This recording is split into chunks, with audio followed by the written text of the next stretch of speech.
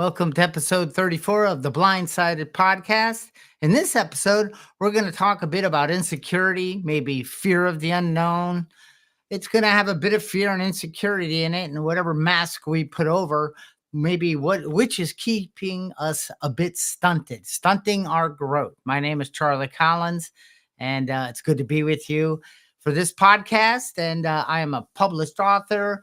I'm the co-founder of the Thriving Blind Academy, and coming around the corner is Blindsided Productions. Great, Charlie. Can't wait to see that. Hi, everybody. My name is Brenda Hayden. I'm the founder of Time for a 10. We're an emotional awareness coaching service. We help people inventory their disturbances to get at the root cause of why they're really upset or disturbed. And what that does is, Charlie, it reveals their conditioned thinking. And we teach them how to challenge that conditioned thinking so that they can see things differently and have more freedom and emotional freedom in their life. And I am co-host of this podcast, and it's exciting to be here, as always, talking about insecurity. Now. Oh, Halloween. I hope that doesn't scare you. You did. I wasn't expecting that. It's great. Yeah, I thought I'd put a little festive in since it's around Halloween. Ooh, I love it. I love it. So I want to go back to about 7th grade and gym class and leading up to and how it didn't serve me. In gym class we're going to play dodgeball, and the captains had to pick the team and pick each person they wanted on their team, and I got picked last. Now, I wasn't as of yet declared legally blind. It was like a year from then, but my eyes were failing, and it made sense. To me, it just reassured or re-anchored and helped deepen my programming that I'm not good enough. I'm not talented enough. I'm no good at sports. I don't, I'm not validated, and fear, and I got picked last, and I got out pretty quick, and I just kind of, my head was hung down a little like, God, this sucks. And, but as I go through and I looked back on my life, nothing counted really. When I did this look back was just be thorough and be fearless, face these things, these warts and alls, these issues where I felt so insecure in my own skin, very thin skinned, sensitive, could hear other people talking and wondering, are they teasing me because I deserve it? Because I didn't, and Brenda, I'll tell you, when I went back and looked through these things and thought, well, leading up to that, did I show signs of fear or insecurity? Yes. I already was afraid in the classroom. I wasn't going to do as well as the sighted kids. I was afraid to do new things. I was trying to get into my comfort zone, like our thumbnail shows. I was trying to stay there, but my eyesight declining wasn't allowing me to. Yeah. So I had many thoughts and beliefs around less than and insecurity. So then the gym class just anchored it home and said, see, you're right. You are this. And this is how it was going to be for a while, and more to come.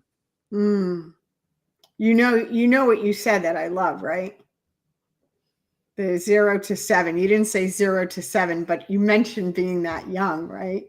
Yeah. So when I talk about this a lot, that a lot of our conditioned thinking comes from our 0 to 7 programming. And Bruce Lipton, who's the father of epigenetics, talks about that. And I just love him when he talks about that, because what does conditioned thinking really mean?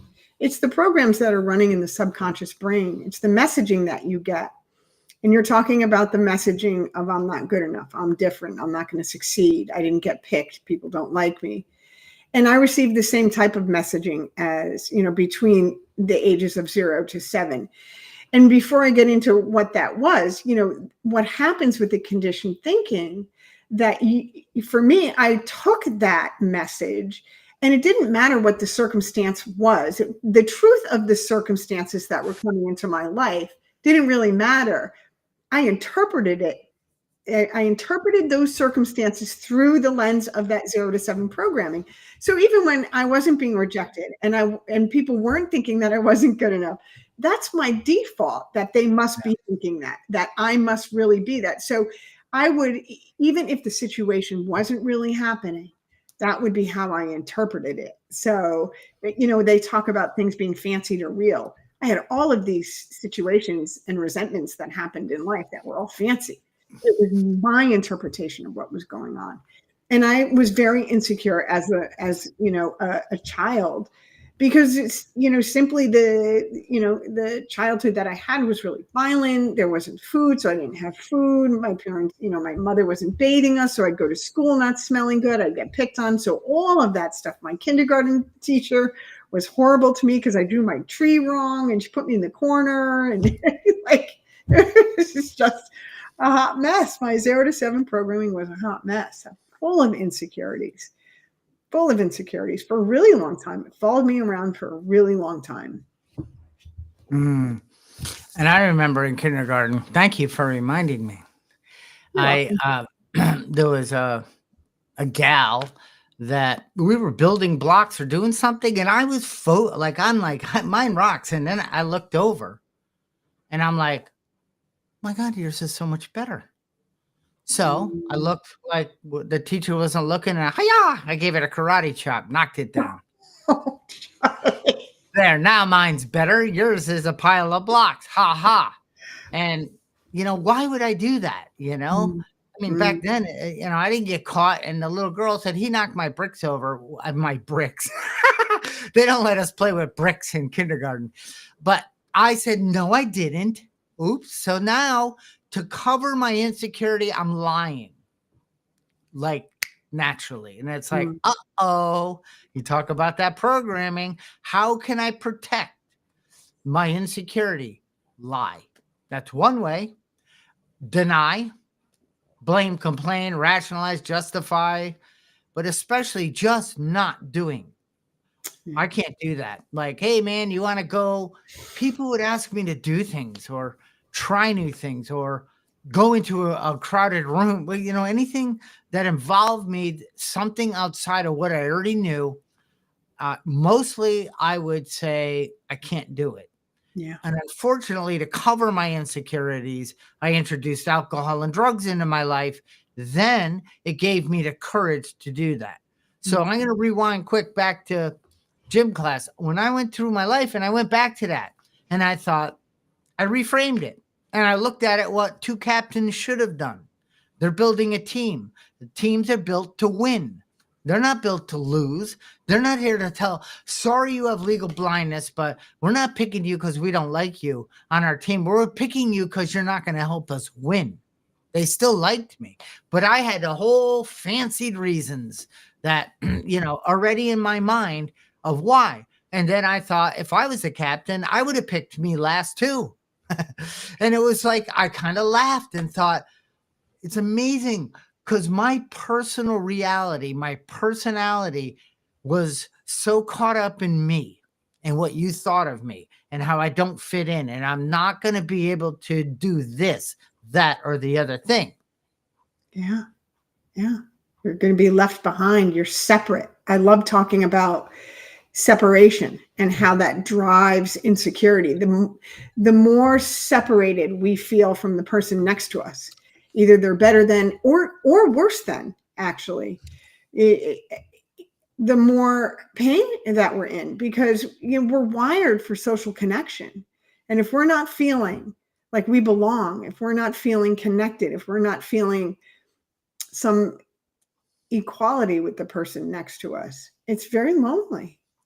It's not how we're wired to be. So yeah, I agree with you 100%. 100%. So we kind of look at, we like to do in this podcast is kind of talk about the problem, right? Not kind of talk about it. Yeah. Why? Because we can't uncover, discover, and discard things that aren't serving us unless we go to it. And it doesn't, when I started seeing all this stuff, Brenda, and realized I didn't wake up in the morning and say, I can't wait to screw my day up, or I can't wait to suffer today, or I can't wait to just survive and make it to the day. I can't wait to say no and feel isolated, feel alone, and feel separate than. None of that was it. I wanted to make it work, but something was conditioned in me to not. And that's what this work had done for me. It helped me go back and see that. And see that it's not that I'm a bad person, I'm a dumb person, what degrees I have, how much success I've had. It's my programming. It was the way I linked up the paradigm to make it work or not work for me. And that, once I saw the truth in it, I was able to say, okay, now I still have insecurity today at time, but what we do is we question, we ask, is this something? Am I going to fail? Well, how would I know? I haven't even started. Why are you not going to start? Because I might fail. And what happens when you fail? I feel stupid. Is that the truth? No. What happens when you fail and then you pick up and you do it again? Eventually, I get to the other side and I look back and say, I can't believe I put myself through all that mental trauma to just, I had to step it back. Chunk it down, do a little, and each little win, ooh, and another win, ooh, dopamine, good boy, you followed through, ooh, you failed a little, that's okay, step back, take another approach, read a different user manual, watch a different video, keep trying, and the next thing you know, there's so many things in my life, Brenda, I look back and I thought, I beat myself and I argued with myself and I struggled. And now I'm on the other side and it's beautiful. It didn't have to be that way. No, you get to choose. I mean, we get to choose because we've done the work. When I'm working with people trying to expose that programming, that 0 to 7 programming, a little kid doesn't have a frontal lobe to process information, really, to process reality. So the frontal lobe doesn't even finish growing until you're 26 years old, something like that. So there's one of the things I learned in inventorying my programming, my conditioned thinking, was that circumstances, situations would happen when I was a little kid. Like I would go into the kitchen and my mother would shoo me out. I'm busy, and would be very abrupt. And I would internalize that. And I would internalize that and interpret that as I'm not loved. She doesn't care about me. I'm not worth her time. It wasn't a conscious message. That was the energy I was feeling from her, rejection. And so I internalized that and made it about me instead of my mother's busy, right? She has 4 kids. She's got 4 kids trying to cook dinner. She can't talk to me right now. And so I would internalize all of that and make it personal, make it about me and make it about my lack of worth and all of that. And I did the same kind of work you did when I went back and inventoried that and took a look at the truth. It had nothing to do with me. If you had taken me out of the picture and put any one of my brothers and sisters in the same situation in the kitchen with my mother that day, she would have treated them exactly the same. It had nothing to do with me and it wasn't personal. Those are the 2 first things that I learned about my conditioned thinking. Everything was personal. People were doing it to me, or it happened to me. And everything was a reflection of my worth, which none of that is even true, So in explaining to people that there's a possibility that the story you told yourself about this circumstance, about this situation, isn't really true, is the first wait, what? It might not be true. And when I start talking about, well, how would any little kid process that in the moment? Like you not being picked for the team. Of course you're going to personalize that, right?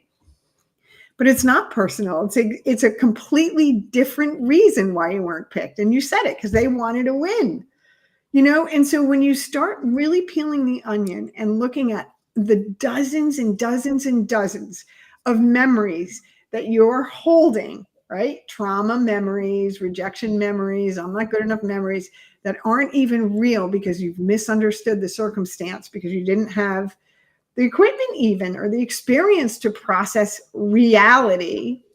It's mind-blowing how people just start to awaken and release things that they don't need to hold on to because they're simply not true. It's fascinating to watch that happen. And Brenda, I was picked for the team, but I was picked last out of all the kids. So, see, now if I had a choice, I wouldn't have said, "Hey, can I play dodgeball with you guys?" I would have went somewhere and got away from the fun. As much as I wanted to do it, that insecurity of getting out too soon, throwing the ball like a dum dum, even though that's not true, but that was my thinking, or just failing in front of kids that would, they're brutal back then. That was a reason just to pretend I had a reason to go to the nurse. I got to skip gym class. And I tried that. I tried to, Mhm. they're like, "You're fine, go to class." I'm like, it's not that easy. So, but as I got older, I now have the choice. School no longer dictates my life. I'm out of it. And I'm bringing that same kid into 20, 21.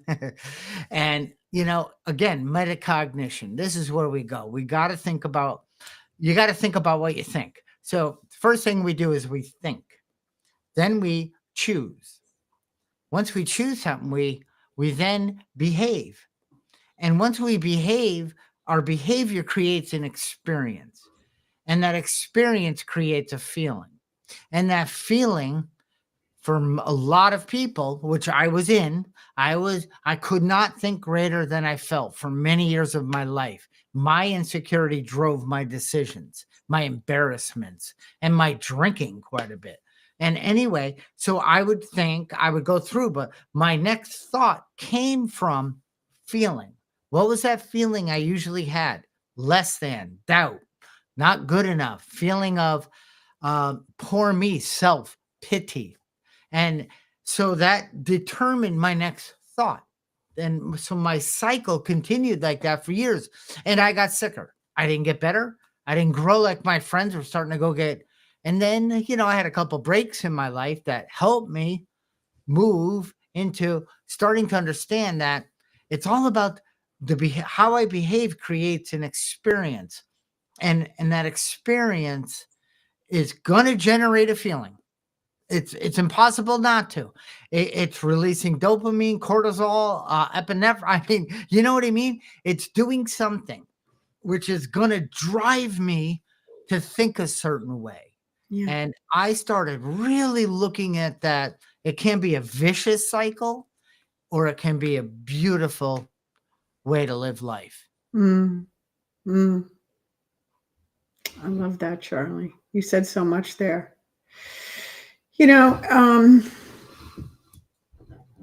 Insecurity, it comes out in so many different areas, and it did for a really long time in really toxic ways. It came out in my life on not setting healthy boundaries, allowing people to treat me in a way that didn't honor me, not being honest about what I wanted or didn't want, people pleasing. It's okay. I love that. And one of the biggest ways that it presented in my life was seeking things outside of myself to feel good, to validate my worth. I've always been an overachiever in sports, in school, at work, just taking on more than I should, workaholic, all that stuff, and looking to the outside to make the inside feel good. And I could only do that for so long. I mean, burnout is a real thing. And I find myself between school and coaching and just my day-to-day working. I'm kind of in that boat right now. I'm overloaded and I'm clearing some things away the last couple of weeks to really do some self-care. But seeking validation from the outside to feel good on the inside was one of the major ways that I addressed my insecurity. I had to have a certain house, wear certain clothes. I had BMWs, I had a Lotus, I had all kinds of jewelry, all kinds of external stuff to say to the outside world, see, I'm okay, I'm successful, I'm worthy, I'm this, I'm that. Yeah. And then I did this work and found something on the inside that's way more valuable than anything I could get on the outside. And so when insecurity crops up today, I really look at, like, where is it coming from? Is it even true? You know, most of the time it's just an old program that's running. It's an inner child from a long time ago that is just reliving a memory, and I can allow that to express. I can allow the insecurity to express. One of the best ways to deal with insecurity is to say it out loud. I was at a class with a group of students, and I knew some of the students in the class, but not all of them. And we had to introduce ourselves and say something about ourselves. And you and I speak all over the country. I mean, it's usually not a big deal, but for whatever reason that day, my heart was racing, my hands were shaking. I was so nervous. And so before I even introduced myself, I said, I am so nervous today. You know, that's how I deal with fear today, because it's usually fear that's driving the insecurity. And I just let it all hang out. This is how I'm feeling. I don't know why I'm feeling it, right. And then I introduced myself. And guess what? 4 other people did the same thing. "Oh, I'm feeling nervous too." And, you know, you find that you're not, it's just, it dies in the light. It really does. It dies in the light. Fear and insecurity can die in the light. So I've gotten used to calling myself out on insecurities in that way. But it's an evolving practice.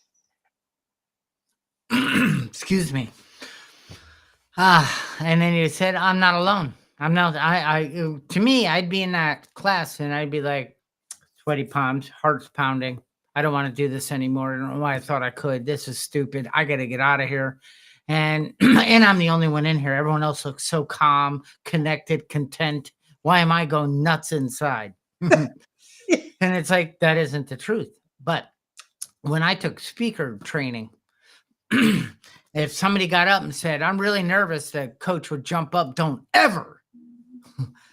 you ever tell us that. We don't care. We don't want to know. I'm like, oh, well, I was going to do it. And he said, your audience doesn't want to know you're nervous, because you shouldn't be up here if you're nervous. And if you are nervous, so is everybody. You go, you suck it up and you present the material to serve these people and stop thinking of yourself. And I went, okay, I'm kind of scared that I signed up for this training, but something about it, you know, but that's how it is. Yeah. I just spoke not that long ago in Montana, and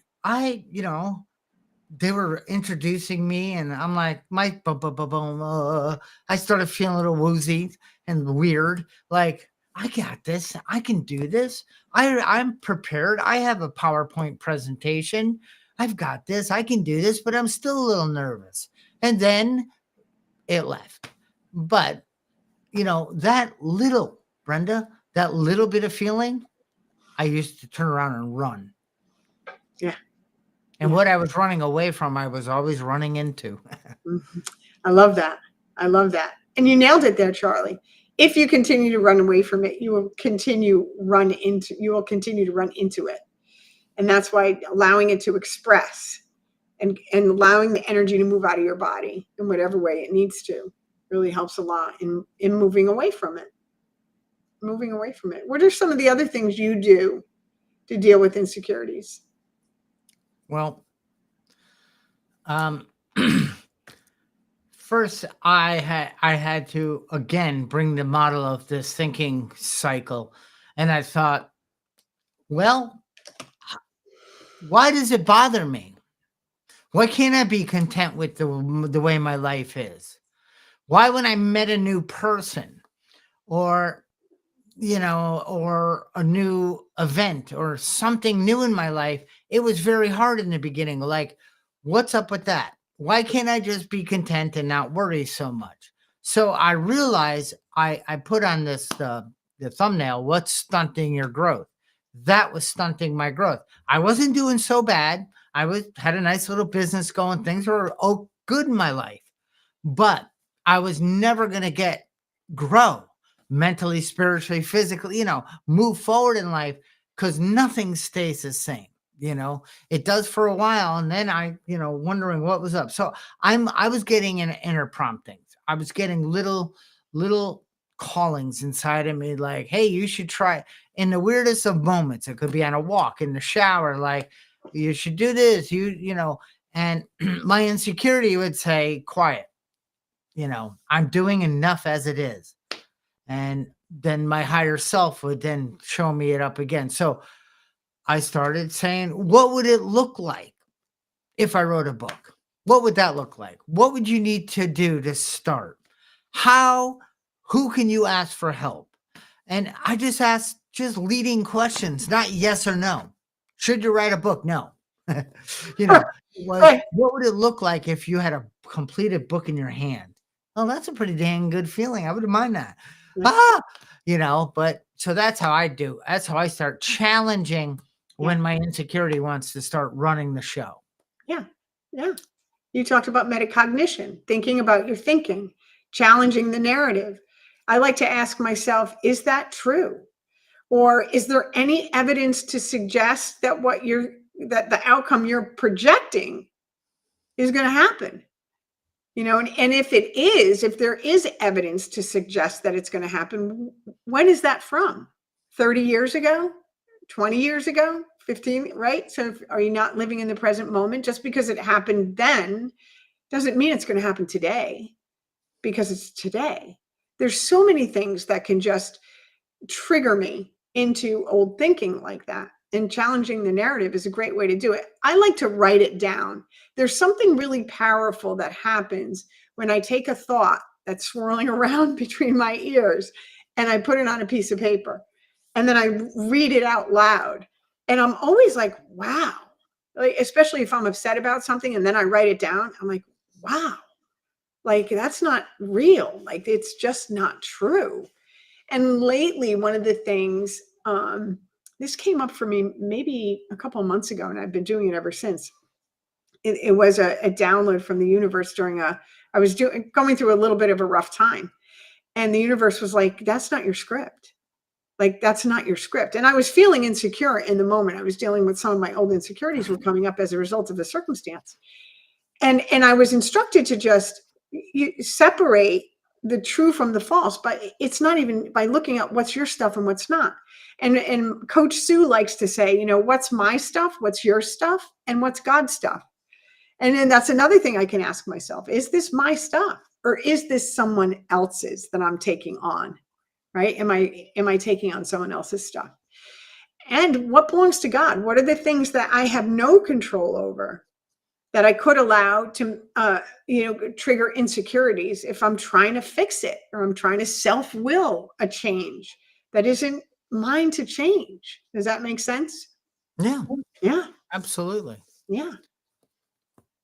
I just did a video this morning that says, I did a little short snippet on TikTok that said, no one can define your worth. Only you and your creator defined your worth. And you're not defined by what anyone else thinks of you. Those were two big things that I learned. You're not defined by what anyone else thinks of you, because the only one that can define you is you. Yeah, but that doesn't happen overnight, because I've been defined by and it wasn't even what they thought of me, it's what I thought they thought about me. Yes. Yes. Yeah.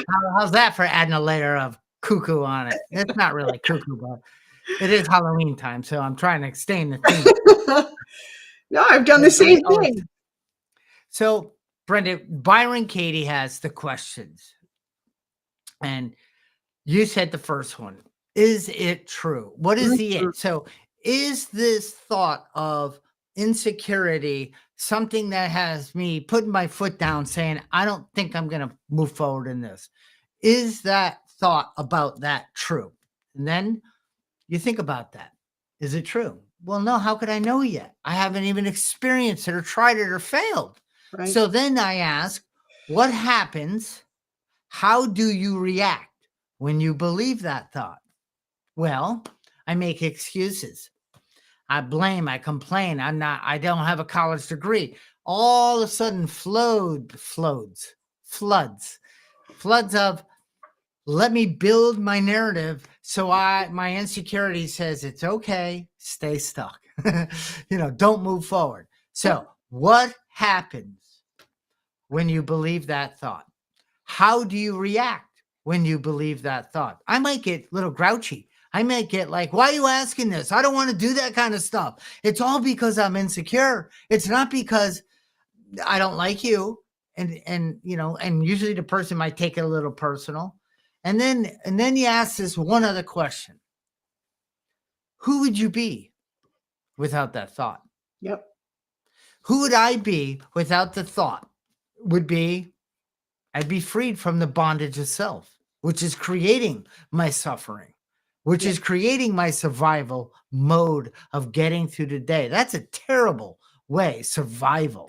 I want to get through the day thriving, and I want to try things, and I want to fail at times. Makes me human. Yeah. Yeah. Failure is just a stepping stone to a higher form of yourself. I mean, if you don't fail, you don't learn. It's how we learn. We naturally learn through failure. I just blanked out, Charlie. Sorry about that. That's okay. Maybe you can cut that part out too. No, I won't be. I like to anytime you make a mistake, I leave it in. Which isn't too often. There was something I wanted to say and I forgot. Oh, I know what it was. You're talking about the thoughts, right? So one of the things that I do and that I do with my clients is the thing that they're most afraid of, right? The insecurity. I have them play the tape all the way out. Like your worst, whatever it is that you think is going to happen, the worst case scenario, play it out. And like, if you play the whole thing out, 9 out of 10 times, if the result is failure, so what? Like, and how would that be? Like, would the world stop spinning? Would no one ever speak to you again? Is it something that no one's going to ever forget? Like, they're going to be thinking about you and talking about you tomorrow and next week. And it's never any of those things because we're not that important. We're in our own heads. We're that important, right? But we're not. We're not the center of the universe. And most of the time when people play the tape out to their worst outcome that they could expect, they're like, oh, well, that's not that bad. Okay, so now let's play the other tape out where the outcome is good and positive for you. And you kind of look at the two and you're like, yeah, it's worth the risk to try, even though I'm feeling this way about it. It is worth the risk.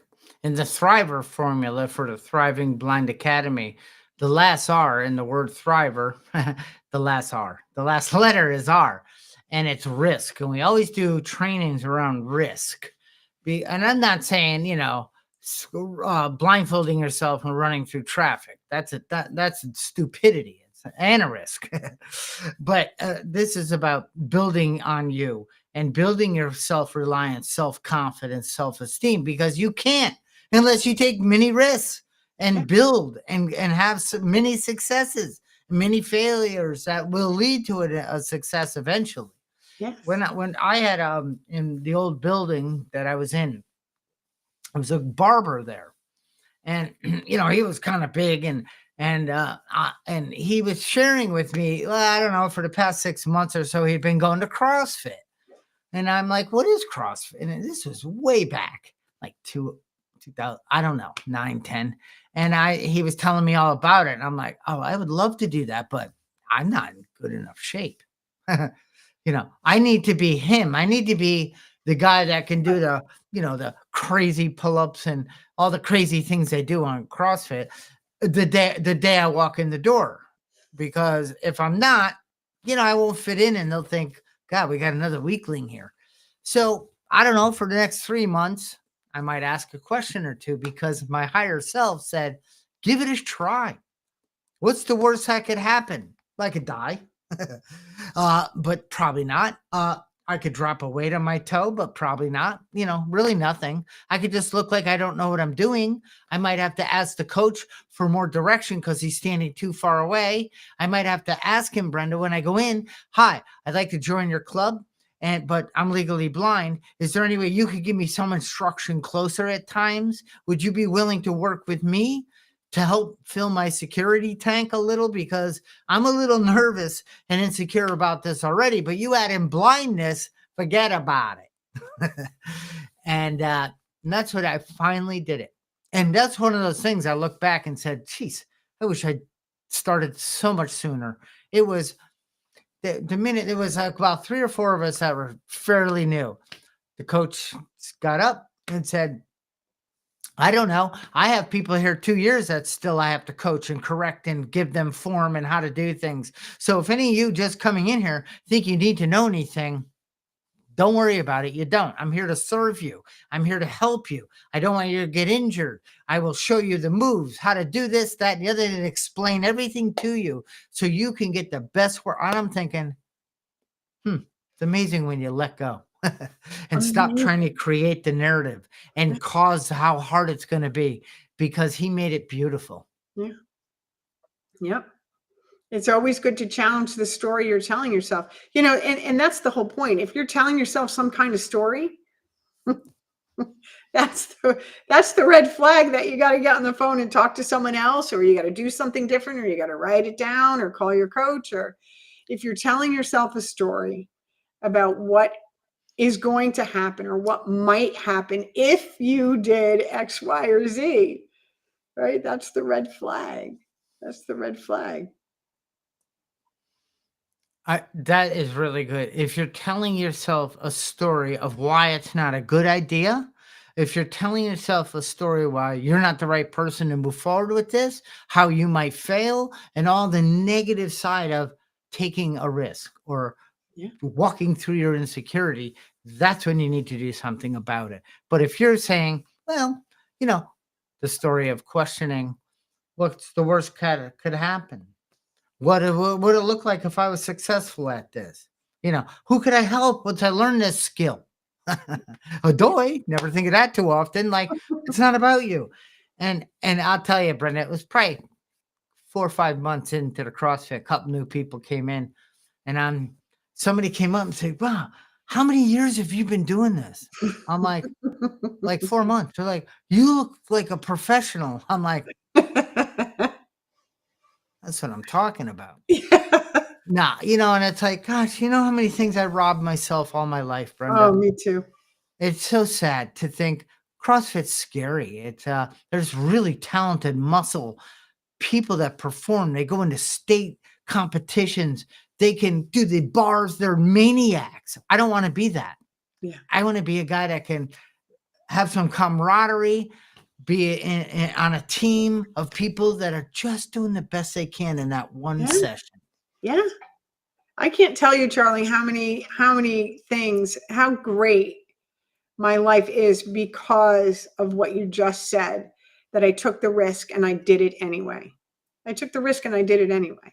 And today, it's so interesting because today I've had so much experience with feeling insecure and having to walk through that fear, because I had a lot of baggage for a long time, as you well know, that today when fear starts to crop up like that, I really have a lot of success with pushing it aside and just moving forward. Like, you know what? I'll get back to you later, but right now I'm going to go do this, and just plowing through it.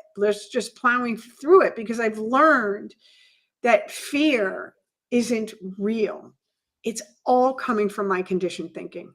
Fear isn't real. And most of the things that I really get afraid and insecure about are things that I haven't done. So I tell myself, well, I've never done it, so I don't know how I'm going to be at it. Well, that's not true. I have done so many things that I had never done and did really well at it. That's the evidence I'm going to turn to, and I turn to now, is the evidence that, you've done this and much more already. And there's nothing to be afraid of. I'll never forget walking, taking this. I took a director of IT job, right? And the guy who I was replacing had been there for 20 years. And I was all excited to start my first day. And he left me a folder, right, of instructions. And I opened the folder and it was one piece of paper and there was half a page of instructions on it.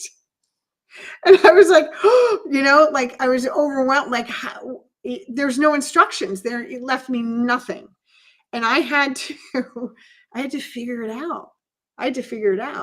But I had been figuring it out since I was a little kid. I'd been figuring it out since I was a little kid in the environment I grew up in. And I'm going to worry about that? I don't think so.